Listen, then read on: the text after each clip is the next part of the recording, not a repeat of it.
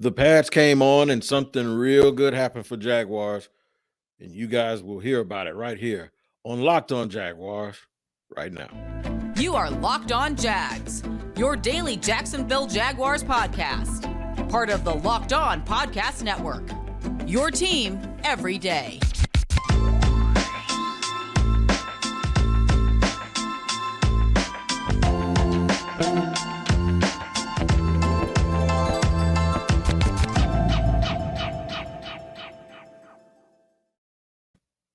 Hey, y'all, I'm Tony Wiggins here with Locked On Jaguars. Thank you for joining us on another edition of Locked On Jaguars, where it's your team every day. And today's episode is brought to you by BetOnline. BetOnline has you covered this season with more props, odds, and lines than ever before. BetOnline is where the game starts. You guys start here with us every single Monday through Friday, at least. I was almost going to say every single day. And we thank you for doing that, making us your first listen because it's your team every day. And we're free on all platforms. No matter where you get podcasts, we are free, including YouTube. So check out the YouTube page. Make sure you like and subscribe. We talk so much about the physicality of the game and how much that really means to football, right? And leading up last week, one of the things that I discussed a lot here on the Locked On Jaguars podcast is every team looks good in shorts. There's a reason for enthusiasm when training camp starts. That's because football is almost here, right? And the thing about it is most people just want total leather to come, and we all want to make sure that, we're just geared up and ready to go, and all of the things we'll be enthusiastic about. They're right on the cusp, right? So the one thing we can get super excited about is that the new hope that we have for a team. When you see a team in shorts, you have to remind yourself that that's not real football. That's just a bunch of guys who've been athletes since they were 7 years old for the most part, and they're trying to get this thing right and come together. And so many times in the past, we've seen this with the Jaguars where our enthusiasm is tied to what we see. Now, this year, fans aren't necessarily allowed in the camp because of the restrictions due to the fact that there's a new facility being built. So I have to be your eyes. I have to be your ears, and other people are doing a wonderful job too of reporting what they see. When you get so excited about reporting what you see because you haven't seen much for the last 6 months, you can get caught up thinking that that's the end all cure all. So what I did last week, I told y'all that to tell you this. What I talked about last week was, let's see what happens when the pads come on, because the pads are going to separate the men from the boys. And even a guy with an eye like myself, I won't be able to tell a lot because they're still practicing against each other, right? So you might have one side of the ball that's extremely successful, but as it turns out, they're practicing against a team that's going to give up the most yards in the league this year, so it doesn't matter. So there's still levels that we have to get to when we talk about going from guys in shorts to guys being physical and practicing amongst each other, preseason games, and then games that really, really count. You almost can discount sometimes that first game of the year. Now, I know it means something because they're keeping score and they're keeping records, and it actually counts in the stands. But sometimes the way a team plays early in the season can also trick you and fool you. Case in point, a couple of years ago, I think it was 2020 or 2019. I think it was 2020. The Jaguars won their first game at home against the Colts. Went to Tennessee the next week and were tied 31-31 with 2 minutes to go with the ball. They proceeded to only win that one game that they won. They lost 15 in a row. So, and those were two playoff caliber type teams. I think that I believe the Titans went all the way to the championship game. So what you see early isn't going to matter. It's what happens over and over again. But here's what you can juxtapose. And this is what I'm getting to when I said, it took me 5 minutes to get there, but when I said something good happened, the Jaguars' best players, if I'd have asked you to write down the guys that have to be the best players on this team based on resources that were used, whether it was free agency or high draft picks or a combination of both, you'd have told me it had to be Trevor Lawrence, Josh Allen, Travon Walker, Brandon Sheriff. And by the way, his name is pronounced Sheriff, even though it's spelled sheriff. It's sheriff. I found that out. Tyson Campbell, and hopefully Christian Kirk, right? I would say that of those 5, once the pads came on, they passed the test. All of them did. And of those 5, they were probably in the top 8 amongst the players in camp that looked really good. But I'm going to focus mainly on the top 3 because your superstars have to be superstars.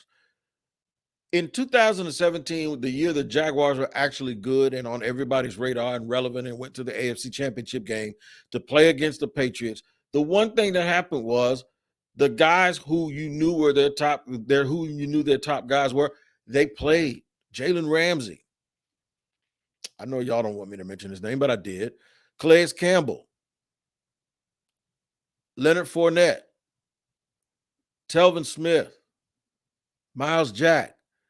The guys who had to be good for Jacksonville were stellar in that playoff run. So we had to get back to that, right? Boy, did we get back to that. First of all, Trevor Lawrence has looked very good the entire preseason. I've told you guys that over and over again. The other day when pads are coming on and guys have to navigate themselves through some real estate, he was able to still have really, really good ball placement and get some people open, mainly Christian Kirk. Christian Kirk has had very good camp. Zay Jones has had a very good camp. That defense, though, with the three of the guys that I mentioned, Travon Walker, who we're going to talk about a lot in segment 2, Josh Allen, who we're also going to talk about a lot in segment 2, and Tyson Campbell, who we're going to touch on in segment 3, have been the 3 best defensive players on this field once the physicality started. I went out, checked it out on Sunday. Folks, Travon Walker is the real deal. I had a feeling that what was going to happen with him was as good as he looked in drills and as good as he's looked as an athlete, I had a feeling that once they put the pads on, even though he's a rookie, the physicality was going to show up. And boy, did it show up in a big way on Sunday. I'm going to tell you exactly how much it showed up, how big it was, and what it means for the future of this team if these guys are going to finally start hitting on these big name players and these big time players, because now it means the next group of guys, the good players, the guys that are, your second wave of guys that have to be great sometimes, they're going to have less pressure on them. I'm going to give you all that in just a second here on Locked On Jaguars after I tell you guys about Dave. There's an app called Dave, D-A-V-E. Now, here's what it's for. It's for folks that are willing to admit that sometimes you run into a little bit of a cash flow problem, right? There might be a bill that's due. There might be a high utility bill that's been sitting on your shoulders and sweating you. There might be a daycare bill that's due. It might be unexpected car repairs and you need your car to get back and forth to work. Well, you can borrow money from your future you. And what I mean by that is go to download the app called Dave, D-A-V-E, from the App Store right now. If you're living paycheck to paycheck and you need just a little bit of wiggle room, and Dave will give it to you. It's the banking app that can help you get up to $500 instantly with extra cash. That's more money to help you with some of those expenses, unexpected or expected, to give you the breathing room that you need. And the best part about it is you're borrowing it from yourself. There's no interest and no credit check needed. Sign up for an extra cash account and get up to $500 instantly. For terms and conditions, go to the dave.com/legal. That's right, dave.com/legal. Instant transfer fees apply. Banking provided by Evolve, member FDIC. And I am T-I-I-G-G, T-Wig, as I am affectionately known by a lot of people. And you're listening to the Locked On Jaguars podcast, and we're talking about what happened when the pads came on. Did the physicality match the resources and the contracts and the investment that was used to get so many guys on this roster? It did. I'm going to start with Travon Walker because we've seen Trevor Lawrence in action. We've seen Josh Allen in action. Travon Walker is a super freak. When it started yesterday, if there's one guy I can tell you People keep asking me for all of these comps. All I can tell you is this. You look out there and you see a little J.J. Watt. You look out there and you see a little bit of T.J. Watt, a little bit of Chandler Jones. Just an unbelievable physical specimen of an athlete that did what he wanted to yesterday. He did a pull push yesterday on, I don't even know. And look, it wasn't just the backups. It was all of the defensive line. Everybody caught it. Anybody who got over there, I think the only guy that had a decent rep against him was Will Richardson, and then he paid him back for that. But when you're talking about hand usage, you're talking about arm length, power, speed, physicality with hands. He almost knocked somebody in the next week with a slap. Because I'm gonna tell you how important that slap is. Tony Baselli told me, the Tony Baselli that's going in the Hall of Fame this week for the Jaguars, that is being honored. He told me that John Randall had the hardest initial punch of anybody he ever played. And just talking to him and other people that played the position, I was trying to figure out what's the significance of that punch. Well, that's the first thing you feel when they come off that line, and the thing that you know you're going to feel all day. Well, Travon hit, it was one of those tight ends. It looked like he was going to knock the dude in the next week. Matching everything we've heard about him with all of the hard work, all of the staying after practice, being a sponge, answering questions, trying to get better, watching tape. Those are the things that you want to hear about from a first-round pick. But then when the physicality part starts, you think there's going to be this learning curve, right? I really believe it was the opposite with this kid. I believe with Travon Walker, what it was the physical problem. The physical part was easy. The stuff he had to do was just learn one responsibility and learn and get used to the way the game is played. He is an example of, when you're coming from college, a guy who doesn't have to get used to the speed of the game. Now, he mentioned the speed of the game and how fast things go. I believe that's like going from one play to another, as well as seeing how quickly the quarterback processes and gets the ball out. I don't think it's the speed of the game with him was an issue when it comes from the point of his individual speed and how fast he was going to be able to play. Because let me tell you something. He fires off the ball. He comes off quick. He wins those one-on-one drills. When they line up in 11 on 11, he wins those drills. He does it in different ways. He set the edge. He's done it with power. He's used his hands. He's done a push-pull and just basically moved guys around like they were a piece of furniture. He's batted balls down, prompting the former NFL coach Dave Campo to say he wouldn't be surprised that 3 or 4 games into the year that he has 7 or 8 batted balls. Long arms, twists, goes up the middle, makes it easy for the people around him. Just a fabulous, fabulous looking talent. And one look at him working out, you understand why. And I'm talking about with pads, you understand why he was picked number 1. You do. And anybody that questions that to this point, go watch him practice and you'll see. And the reason why this is so refreshing, or should be so refreshing for Jaguars fans in particular, is because the guys that they picked at the top haven't always played that way. You haven't always been able to say that you hit a home run on day one. You haven't always been able to say that the person that you just chose to be the number 1 pick in the face of the franchise on defense actually is that the day he walks in here. That is what's happening. It's real, y'all. That kid can play.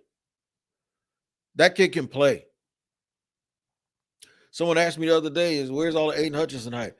I'm not going to talk about Aiden Hutchinson anymore because, one, he doesn't play for Jacksonville, and I do the Locked On Jaguars podcast. But the other reason is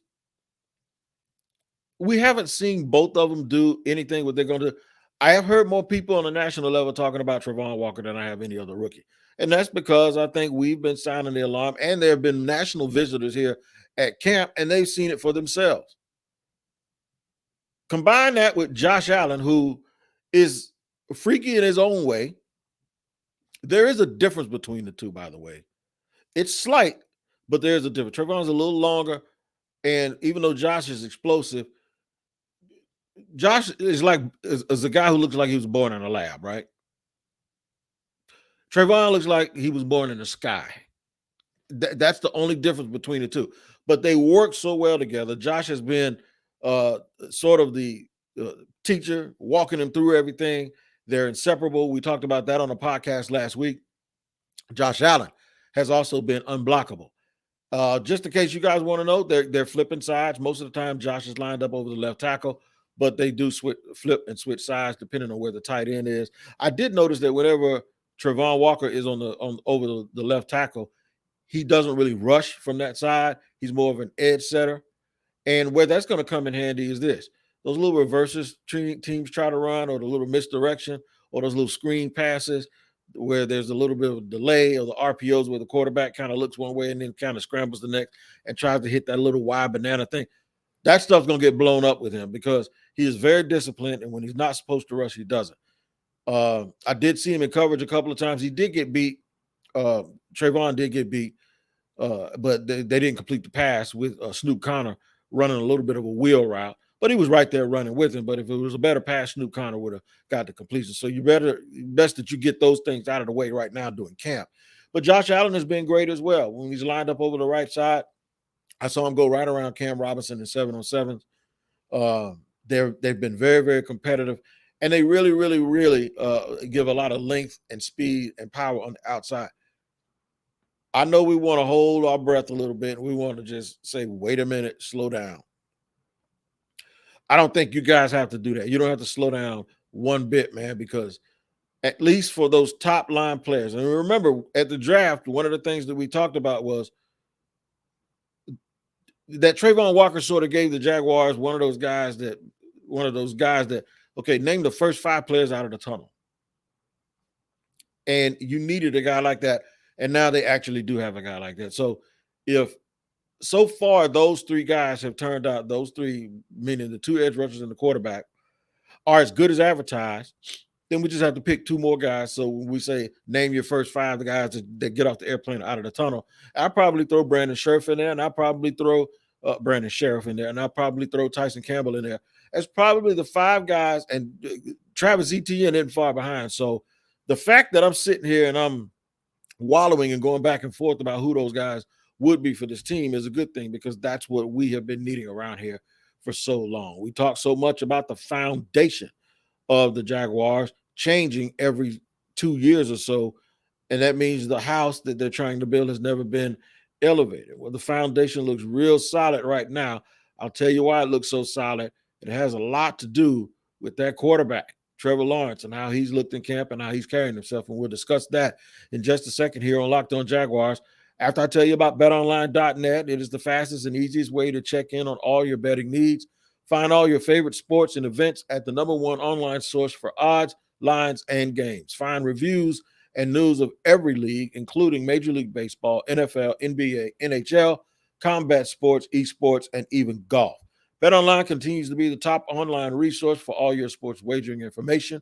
From live in-game betting, scores, podcasts, they have you covered. Head to BetOnline today and use your mobile device to learn more about the action happening today. And we'll see what those odds are on that Hall of Fame game between Jacksonville and the Raiders that's coming up this weekend, because BetOnline is where the game starts. You got to start here with me, making this your first listen on Locked On Jaguars. You can make your second listen, the Locked On NFL podcast, and you can find it wherever you get your podcast. It's a national show that I am privy to. I'm privileged to be a part of on a Wednesday with James Rapine, but lots of guys from around the Locked On Podcast Network, they bring it to you heavy, man. Every single day there's a different crew Monday through Friday. So make sure you like and subscribe to the Locked On NFL podcast wherever you get your podcast, and it is also free on all platforms. We talked a lot about foundation. The first things with foundation is the coach and the quarterback. You have to have the right coach. You have to have the right quarterback. If you have the right quarterback, you can go get the right coach. Having the right coach doesn't necessarily mean you're going to have the right quarterback. So the quarterback is the most important part. And Trevor Lawrence is a good foundational piece to have, not only off the field, but on the field. Trevor Lawrence has started training camp sizzling, looking like some version of Aaron Rodgers or Dan Fouts or Dan Marino, all of those things. At times you look out there and you go, this is what that kind of stuff looks like, because he has been lights out. He has been outstanding in camp. Doug Peterson gives you a lot of confidence too when you hear him talk. And you can tell when he talks about how Trevor improves every day, when you talk about how he's getting better.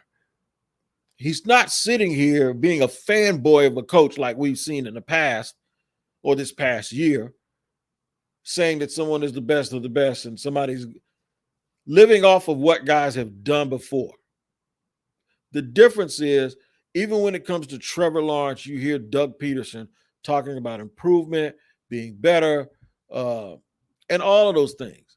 And to me, that's a breath of fresh air because I didn't want a fanboy as a coach. I wanted a coach that's going to take this dude and push him and push him and push him so that you can extract the absolute best out of Trevor Lawrence. And it seems like that's what Doug Peterson's doing. He always makes it sound like Trevor hasn't arrived, like there's more that he can do and that he can improve a little bit more.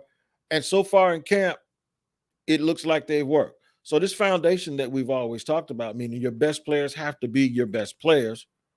So far, so good. It looks like the real deal. If you were to drop anyone, just Joe football fan in, you take the numbers off of their jersey, he knows nothing about anybody out at Jaguars camp, and you let him watch practice for a whole day or maybe two, and then you flat out tell him, pick the three best players out there. You know who he's going to pick? Trevor, Travon, Josh. That is what you want to happen. Many times in the past, guys have had responsibilities and guys have had a level of expectation where they were not the best players on the team. Blake Bortles was expected to perform a certain way, was paid like he was going to perform a certain way, but did not have the ability to be that. That's the change that I'm talking about that had to happen, that is now happening for the Jacksonville Jaguars as an organization. We talked a lot about in the past about the connection between coach and quarterback. And when you look around the league, you saw the teams that more likely were winning were guys that had one of the best coaches in the league and one of the best quarterbacks in the league, and they had them as a tandem. Jacksonville looks like they're headed in that direction with a Super Bowl winning coach in Doug Peterson and a quarterback that looks like he has all of the tools. I think I saw a graphic somewhere that there's a combined 23 Super Bowl rings on the staff in Jacksonville. I got to verify that, but if that's the truth, then they also have guys in the building that know and understand. We know Doug Peterson won one. We also know that Mike Caldwell won 2 years ago. So we have guys in the building that understand and know. We have coaches that know what it takes to be great, what it takes to get to that next level. And now it seems like there's a chance that we have players that are going to be longtime players here in Jacksonville that will give us the foundation that they need. They're not going to keep changing the foundation over and over. And I know I go back to 16 and 17 a lot, but when you think about it, Calais Campbell, Jalen Ramsey, and Leonard Fournette were the three best players on those teams. They're gone. They were gone 2 years later. And Jacksonville was starting all over again. It's not going to happen now. This is the significance for you as a fan. That's all you've ever asked for. A consistent, good players, the top players to be really good, to be amongst the best in the league, and I think they're heading in that direction. Good players that are going to be committed and be here for a long time. Now you can start building behind that. You can start building upon that and give us the elevation, and finally the house is going to come up. And I said, I've said it over and over again, Jaguar fans everybody wants to win, right? But what would the Jag fans settle for? They'd settle for knowing that the worst is over, that they're on their way, and that the effort that they put in every single Sunday and every single weekend is going to be rewarded. Well, rest assured, one of those steps was, obviously, you had to have those dudes. Yesterday in pads was the first step in saying whether or not they might have those guys. And I really do firmly believe. Now, still a lot of work to do, a lot to improve on, a lot to prove before we anoint them as the next thing, the next coming. But at least with those three people, when the pads came on, they elevated. You want your stars to be stars. Now, the next step is don't go out in the preseason and let something happen that shouldn't happen. And then when the games start to count, those stars need to be stars. Last year, they were asking for Trevor to be everything and do everything. Now he has guys, I believe, that can go with him. Those receivers look good too sometimes, and then sometimes you had some drops. This might be one of those committee deals where they got 4 or 5 guys out there running routes and catching balls. Pittsburgh did it a couple of years ago. There have been a few teams that have operated that way where they, may not have had one alpha receiver, but they have enough guys who are really, really good players that understand what needs to happen. As long as these guys can get in and out of their routes and run and keep the sticks moving, we'll be fine. We're going to talk about big plays on our next podcast. Who's going to make the biggest plays for the Jaguars? Because every single team needs big plays, chunk plays, plays that change the game. We've talked about best players. Now, name guys who can give you the big plays and chunk plays. I'll give you a hint. There's going to be a bunch of fast people I want to talk about. So we'll discuss that on our next show of Locked On Jaguars. But until then, you guys do what I always say. Make sure that you take care of each other and tune right back in here. We'll give you some more updates from training camp as well on our next show of Locked On Jaguars. Take care.